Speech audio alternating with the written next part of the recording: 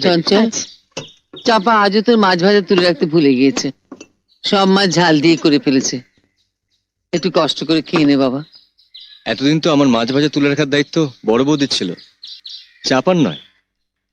এখন তোমার বিয়ে হয়ে গেছে ভাই, তাই দায়িত্বটা তোমার বউয়ের হাতেই চলে গেছে। বড় বৌদি, আমার বিয়ে হয়েছে তো প্রায় 1 বছর, তা আমার বউয়ের হাতেই মাছ ভাজা তুলে রাখার দায়িত্বটা গেল কি করে? ও নিশ্চয় দায়িত্বটা নিজের থেকে নেয়নি। মা যেদিন থেকে রান্না করার দায়িত্ব তোমাকে দিয়েছে, তুমি জানো যে কে কি খায়, কে কি খেতে ভালোবাসে। চঞ্চল, এত কথা বলার কি আছে? ঠিক আছে, কাল থেকে জয়া তোর জন্য মাছ ভাজা তুলে রাখবে। সেই নিয়ে কোনো কথা হবে না তো? না, হবে না। কারণ বিয়ে দেওয়া হয় সেই জন্যই, যাতে স্ত্রী এসে স্বামীর সবকিছু খেয়াল রাখে। সব সামলাতো।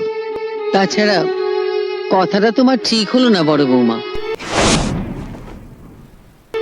রাতে রান্নার পাটটা তো জয়াই সামলায়।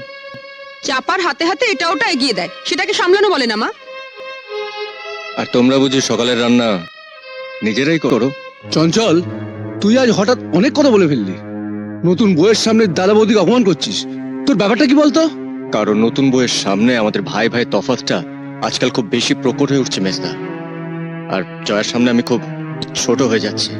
আমার রোজগার কম, আমি সংসারে কম টাকা দিই, তাই আমার দামও কম, সেটাও জয়া বুঝতে পারছে। কি হচ্ছে কি তোদের? দাঁড়াও মা, দাঁড়াও, আজ একটা এসপার ওসপার হয়ে যাক। জয়া কি করলে সংসারে সাশ্রয় হবে? জয়ার উচিত চাপাকে ছাড়িয়ে দিয়ে পুরো রান্নার কাজটা নিজের হাতে নেওয়া, তাহলে চাপার মাইনেটা বাঁচবে। সুচটকা খেয়ে নাও প্লিজ, সুচটকা খেয়ে নাও প্লিজ।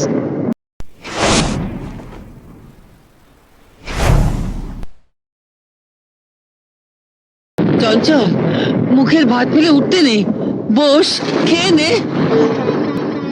এই ভাত আমার গলা দিয়ে নামবে না মা?